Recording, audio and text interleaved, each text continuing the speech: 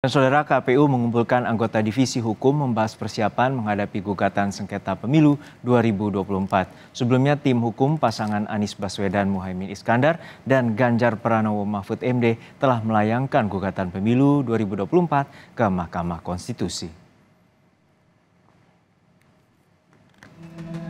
Selesai perolehan pemilu 2024 resmi diumumkan. Kini, perselisihan hasil pemilihan umum atau PHPU di Mahkamah Konstitusi menjadi fokus Komisi Pemilihan Umum. Minggu malam, KPU melakukan rapat koordinasi anggota divisi hukum. Tujuannya membahas persiapan menghadapi gugatan sengketa pemilu yang telah dilayangkan tim hukum pasangan Anies Baswedan, Muhaimin Iskandar, dan Ganjar Pranowo Mahfud MD ke MK. Meski tidak semua KPU tingkat kabupaten kota, provinsi menjadi pihak sengketa, tetapi persiapan tetap harus dilakukan. Saat ini, KPU telah menyiapkan sejumlah advokat untuk menjadi kuasa hukum KPU dalam menghadapi persidangan di Mahkamah Konstitusi. Ini KPU mengumpulkan KPU provinsi dan KPU kabupaten kota seluruh Indonesia untuk mempersiapkan persidangan dalam sengketa hasil pemilu di Mahkamah Konstitusi. Kami juga sudah menyiapkan sejumlah advokat yang nanti akan menjadi kuasa hukum KPU dalam persidangan-persidangan di Mahkamah Konstitusi. Sabtu pekan lalu, tim pemenangan Ganjar Mahfud mendatangi Mahkamah Konstitusi untuk mendaftarkan gugatannya.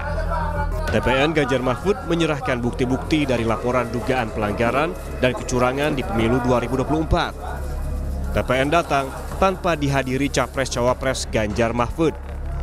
Dalam permohonannya, TPN menyertakan 4 kontainer berkas dalam pendaftaran gugatan. Gugatan ini berfokus pada dalil pelanggaran pemilu 2024 yang terjadi secara terstruktur, sistematis, dan masif. TPN menyebut seluruh dugaan kecurangan berawal dari nepotisme yang berujung penyalahgunaan kekuasaan. Supremasi hukum itu penting, konstitusi itu penting, dan kita tidak ingin itu diinjak-injak. Kita tidak ingin itu dilanggar. Ya. Nah, kita melihat asal muasal ini semua adalah nepotisme.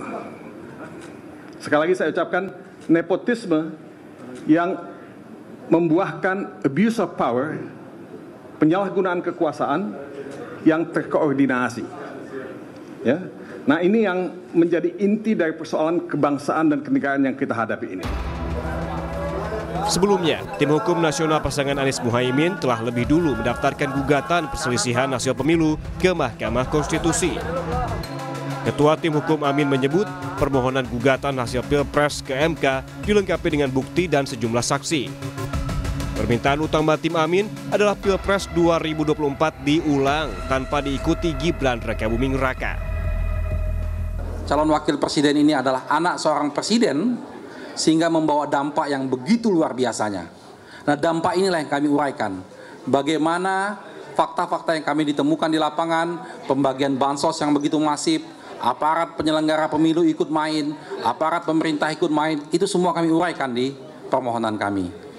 Jadi seandainya nanti ini diterima sebagai satu argumen yang kuat oleh Mahkamah Konstitusi, tentunya kami mengharapkan dilakukan pemungutan suara ulang tanpa diikutin oleh calon wakil presiden 002. Menghadapi sengketa pemilu 2024, Partai Gerindra bakal memperkuat keputusan KPU yang menyatakan Prabowo Gibran sebagai pemenang Pilpres 2024.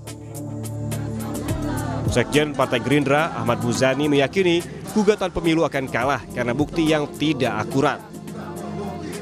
Kita akan memperkuat keputusan KPU bahwa sangkaan dan tuduhan yang dialamatkan kepada KPU atas kemenangan 02 adalah sangkaan dan tuduhan yang lemah, tidak berdalil, tidak berdasar, tidak terbukti. Penanganan sengketa pemilu 2024 oleh MK bisa jadi momentum yang ditunggu publik karena kredibilitas Mahkamah Konstitusi juga menjadi pertaruhan. Akankah MK mengambil gebrakan hukum dan memberikan keadilan bagi semua pihak? Kita tunggu saja. Tim Liputan, Kompas TV.